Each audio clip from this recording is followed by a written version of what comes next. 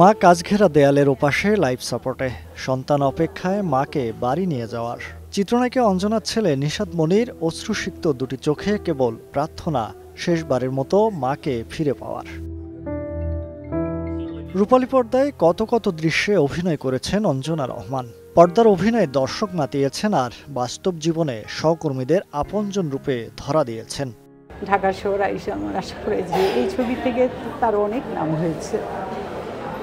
যেখানে যায় সে সবাইকে এই কথাই বলতো, আর সবাই এই গানটা তার কাছ থেকে শুনতেছি।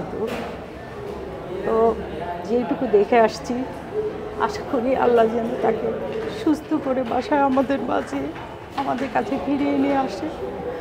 আপনাদের সবার কাছে এটাই কামনা করি, সবাই দোয়া করবেন যেন আপনি যেন ভালোভাবে আবার আমাদের মাঝে ফিরে আসতে পারে। গেল 24 ডিসেম্বর জ্বর নিয়ে রাজধানীর বেসরকারি একটি হাসপাতালে ভর্তি হন চিত্রনায়িকা অঞ্জনা।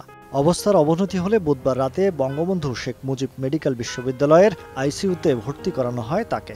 হাসপাতালে শয্যাশায়ী মায়ের জন্য সন্তানের আকুতি, মা ভালো হয়ে ফিরে যাক ঘরে।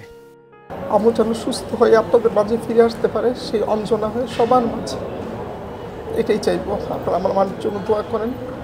এই দোয়া ছাড়া এখন আর আমাদের কিছুই চাওয়ার নেই। বাংলা চলচ্চিত্রের একসময় জনপ্রিয় অভিনয়শিল্পী অঞ্জনা নৃত্যশিল্পী থেকে নায়িকা হয়ে সর্বাধিক যৌথ প্রযোজনা ও বিদেশি সিনেমায় অভিনয় করেছেন। 1976 সালে দস্যু মনোহর দিয়ে ক্যারিয়ার শুরু করা এই অভিনেত্রী এ পর্যন্ত 3 শতাধিক সিনেমায় অভিনয় করেছেন। পরিণীতা ও গাংচিলে অভিনয়ের জন্য দুবার জাতীয় চলচ্চিত্র পুরস্কারও পেয়েছেন তিনি। মহিব আল হাসান, সময় সংবাদ, ঢাকা।